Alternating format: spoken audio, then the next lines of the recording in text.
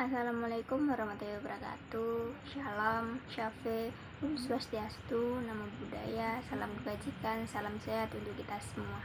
Perkenalkan, nama saya Tri Puji Lestari, mahasiswa aktif semester 2, Universitas Nusa Cendana, Fakultas Kesehatan Masyarakat, Prodi Ilmu Kesehatan Masyarakat, dengan NIM 2407010089.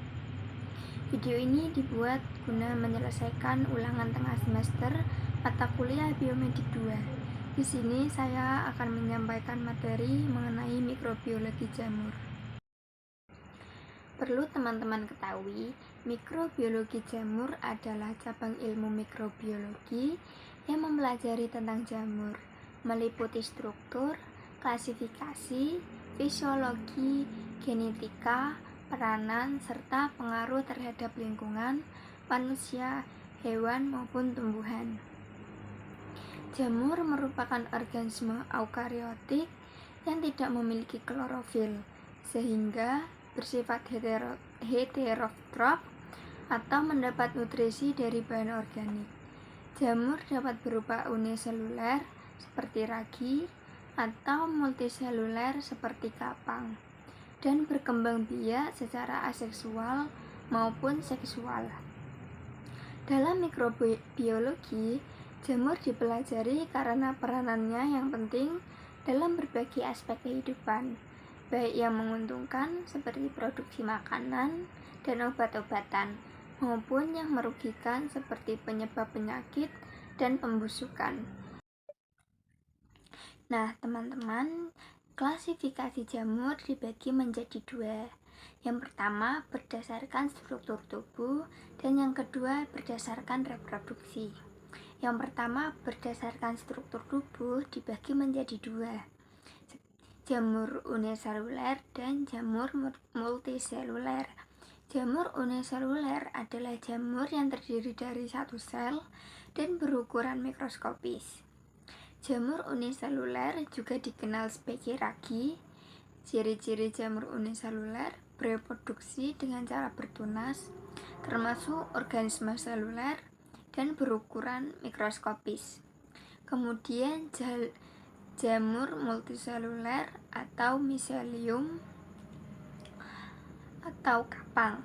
Jamur multiseluler adalah jamur yang terdiri dari banyak sel. Jamur multiseluler ini memiliki sel-sel yang bekerja sama membentuk struktur tubuh yang disebut miselium. Kemudian jamur berdasarkan reproduksi. Ada jamur zygomicota, asomicota, basidiomicota, chytridiomicota, dan deuteromicota atau jamur imperfect. Nah, teman-teman, sekarang kita masuk pada struktur dan morfologi jamur. Jamur atau fungi adalah organisme eukariotik yang memiliki struktur dan morfologi khas. Yang pertama, kita bahas mengenai struktur jamur. Struktur jamur yang pertama ada sel jamur. Jamur bisa bersifat uniseluler atau multiseluler. Contoh uniseluler adalah ragi atau Saccharomyces cerevisiae. Dan contoh yang multiseluler adalah kapang. Contohnya Rhizopus, Aspergillus, dan Penicillium. Kemudian struktur yang kedua adalah hifa. Struktur berbentuk benang halus yang membentuk tubuh jamur multiseluler. Ada dua jenis hifa. Hifa yang pertama, hifa yang bersekat, memiliki dinding penyekat atau septum di antara sel-selnya. Contohnya Ascomycota dan Basidiomycota. Kemudian hifa yang kedua adalah hifa yang tidak bersekat, tidak memiliki dinding penyekat, sehingga sitoplasma mengalir bebas. Contohnya Zygomicota. Kemudian struktur yang ketiga adalah miselium. Kumpulan hifa yang berbentuk jaringan yang kompleks dan berfungsi untuk menyerap nutrisi dari lingkungan. Kemudian struktur yang keempat adalah dinding sel.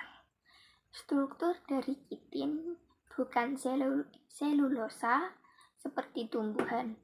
Kitin memberikan kekuatan struktural dan perlindungan. Kemudian yang kelima, spora. Struktur reproduksi yang berfungsi untuk penyebaran dan perkembangbiakan. Dapat dibentuk secara aseksual atau mitosis dan seksual atau meiosis. Nah, teman-teman, sekarang kita masuk pada morfologi jamur. Morfologi jamur dibagi menjadi 3. Yang pertama ada bentuk tubuh. Bentuk tubuh sendiri dibagi menjadi 2. Yang pertama ada filamenteus yang berbentuk benang-benang panjang atau hifa yang dapat membentuk miselium. Kemudian yang kedua ada ragi yang berbentuk sel tunggal berbentuk bulat atau oval. Kemudian yang kedua ada bentuk reproduksi. Bentuk reproduksi sendiri dibagi menjadi 2. Yang pertama ada aseksual seperti conidia atau ascomycota dan sporangiospora atau zygomicota. Yang kedua ada spora aseksual seperti ascospora atau ascomycota, basidiospora atau basidiomycota dan zygospora atau zygomicota. Kemudian yang ketiga ada struktur reproduksi. Struktur reproduksi sendiri dibagi menjadi 3. Yang pertama ascomycota yang membentuk ascus yang menghasilkan ascospora. Yang kedua ada basidiomycota yang membentuk basidium yang menghasilkan basidiospora. Dan yang ketiga ada zygomicota yang membentuk zygospora dalam kondisi yang tidak menguntungkan. Nah, teman-teman, sekarang kita masuk pada habitat dan pertumbuhan jamur. Jamur dapat ditemukan di berbagai habitat, mulai dari darat hingga air, dan dapat tumbuh pada berbagai substrat baik yang hidup maupun yang mati. Habitat jamur yang pertama ada pada lingkungan darat atau terestrial. Ini yang paling sering ditemukan. Tumbuh di tanah, kayu mati, daunnya membusuk, sampah organik, dan permukaan tanah atau hewan. Contohnya Rhizopus atau jamur roti dan Aspergillus atau kapang pada makanan. Yang kedua ada lingkungan air atau akuatik. Beberapa jamur hidup pada air tawar atau air laut, umumnya dari divisi Chytridiomycota. Contohnya adalah patogen amfibi. Kemudian yang ketiga ada lingkungan ekstrim. Beberapa jamur dapat bertahan di habitat ekstrim seperti gurun, kutub, dan lingkungan dengan kadar garam tinggi seperti jamur hitam atau Aspergillus niger dapat ditemukan di tanah dengan kadar garam tinggi. Kemudian yang keempat ada simbiosis dengan organisme lain seperti mycorrhiza, hidup bersimbiosis dengan akar tumbuhan, lichen atau lumut kerak seperti asosiasi antar jamur yang umumnya terdapat pada ascomycota dan alga atau cyanobacteria. Kemudian yang ketiga ada parasit, hidup pada inang hidup dan mengambil nutrisi darinya. Contohnya Candida albicans atau parasit pada manusia. Nah, kemudian kita masuk pada faktor-faktor yang mempengaruhi pertumbuhan jamur. Yang pertama adalah nutrisi. Jamur adalah organisme heterotrof yang memperoleh nutrisi dari berbahan organik. Sebagian besar adalah saprofit atau mengurangi bahan organik mati. Beberapa adalah parasit atau simbion. Kemudian yang kedua adalah suhu. Suhu optimal untuk kebanyakan jamur adalah 20 derajat Celcius sampai 30 derajat Celcius. Beberapa jamur patogen dapat tumbuh pada suhu tubuh manusia, yaitu sekitar 37 derajat Celcius. Jamur cryophyll dapat tumbuh di suhu rendah, seperti di kutub atau di lemari pendingin. Kemudian yang ketiga adalah kelembapan. Kelembapan tinggi mendukung pertumbuhan optimal. Jamur tidak dapat bertahan lama di lingkungan yang terlalu kering. Yang keempat ada pH atau keasaman. Kebanyakan jamur tumbuh baik pada pH netral hingga sedikit asam pada pH 5-6. Namun, beberapa jamur dapat bertahan di lingkungan asam atau basa ekstrim. Kemudian yang kelima adalah cahaya. Tidak diperlukan cahaya untuk fotosintesis, tapi cahaya dapat mempengaruhi pertumbuhan spora pada beberapa spesies. Kemudian yang keenam adalah oksigen. Sebagian besar jamur adalah aerob obligat atau membutuhkan oksigen. Namun beberapa seperti ragi atau anaerob fakultatif dapat tumbuh tanpa oksigen dengan melakukan fermentasi. Nah, sekarang kita masuk pada peranan jamur dalam kehidupan. Jamur memiliki berbagai peranan dalam ekosistem dan kehidupan manusia. Perannya bisa menguntungkan maupun merugikan. Ada beberapa peran menguntungkan jamur seperti penguraian. Mengurai bahan organik mati menjadi senyawa sederhana, membantu siklus nutrisi di alam seperti karbon, nitrogen, dan fosfor. Contohnya Rhizopus, Penicillium, dan Aspergillus. Kemudian yang kedua ada penghasil obat dan antibiotik. Antibiotik penisilin yang digunakan oleh Penicillium notatum digunakan untuk mengobati infeksi bakteri. Kemudian ada Cyclosporin dari jamur Tolipadium inflatum yang digunakan untuk mencegah penolakan transplantasi organ. Kemudian yang ketiga ada pangan dan industri makanan. Ini bisa digunakan sebagai alat fermentasi yang digunakan dalam pembuatan roti, bir, keju, dan tempe. Seperti Saccharomyces cerevisiae atau ragi yang digunakan dalam pembuatan roti dan alkohol. Kemudian ada keju, Penicillium roqueforti dan Penicillium camemberti yang digunakan dalam produksi keju biru dan Camembert. Kemudian yang keempat ada pertanian atau mycorrhizae. Jamur mycorrhizae bersimbiosis dengan akar tanaman, membantu penyerapan air dan mineral terutama pada fosfor, meningkatkan ketahanan tanaman terhadap kekeringan dan penyakit. Kemudian yang kelima ada penghasil enzim dan asam organik. Digunakan dalam industri untuk menghasilkan enzim seperti amilase, lipase, dan protease. Menghasilkan asam sitrat atau Aspergillus niger yang digunakan dalam industri makanan dan farmasi. Kemudian yang keenam ada bioteknologi dan penelitian. Sebagai organisme model dalam penelitian genetik dan biologi molekuler, Neurospora craessa sering digunakan dalam studi genetika klasik. Nah, sekarang kita masuk pada peran merugikan jamur. Peran merugikan jamur yang pertama ada patogen pada manusia dan hewan. yang dapat menyebabkan penyakit seperti kandidiasis, kaki atlet atau tinea pedis, dan hitoplasmosis.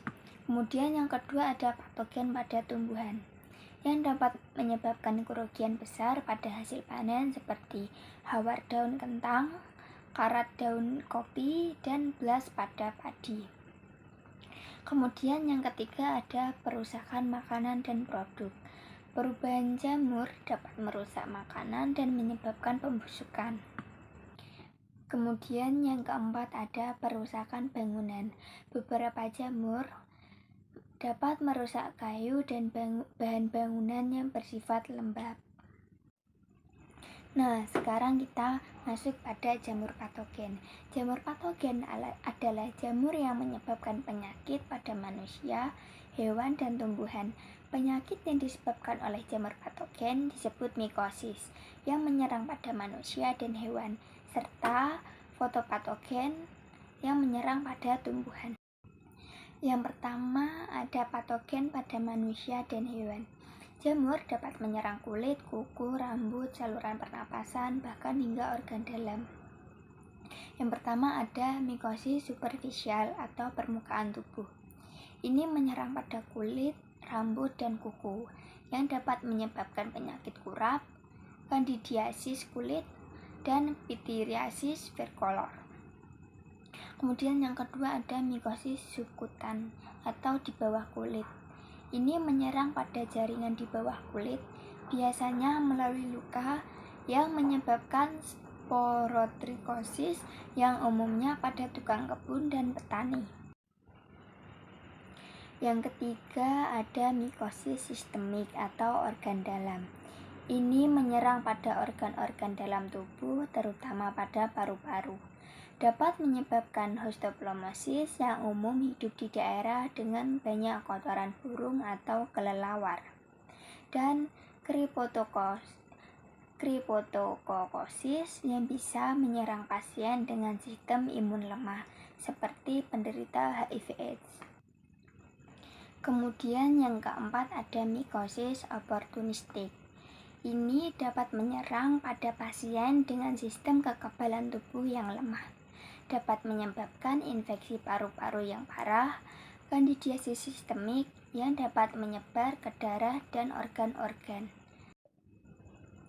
Nah, teman-teman, sekarang ada pengendalian jamur patogen.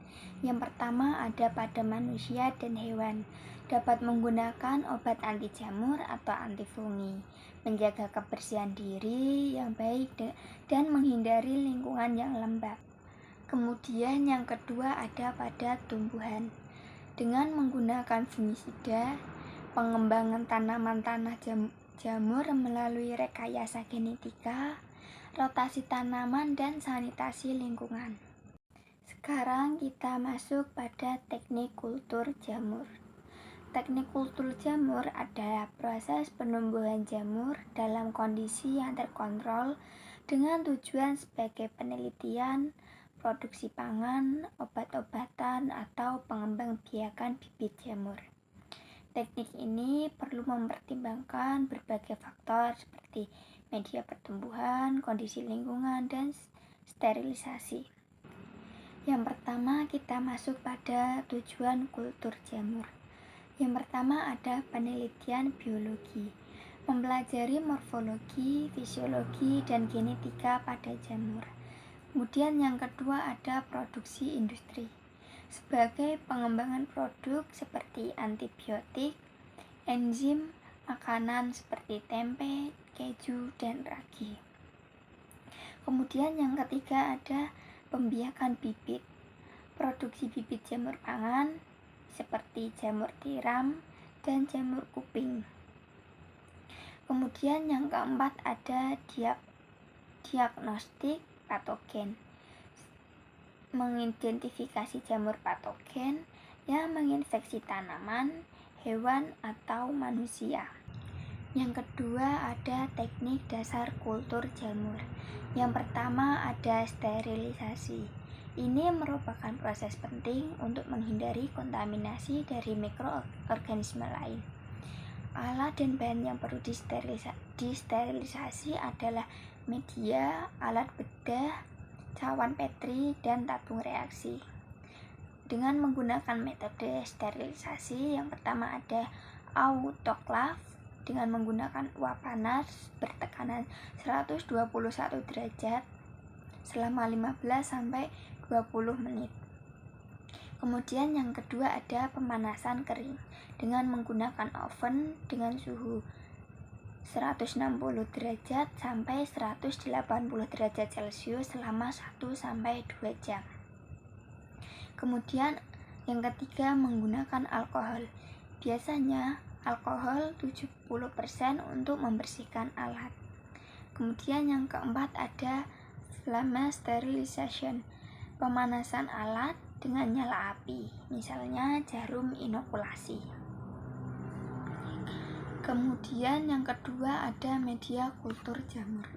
Media yang digunakan harus mengandung nutrisi yang sesuai dengan pertumbuhan jamur, seperti media padat dengan menggunakan agar sebagai alat pemadat dan media cair tanpa agar yang digunakan untuk penyebaran biomasa. Dan yang ketiga ada teknik kultur khusus.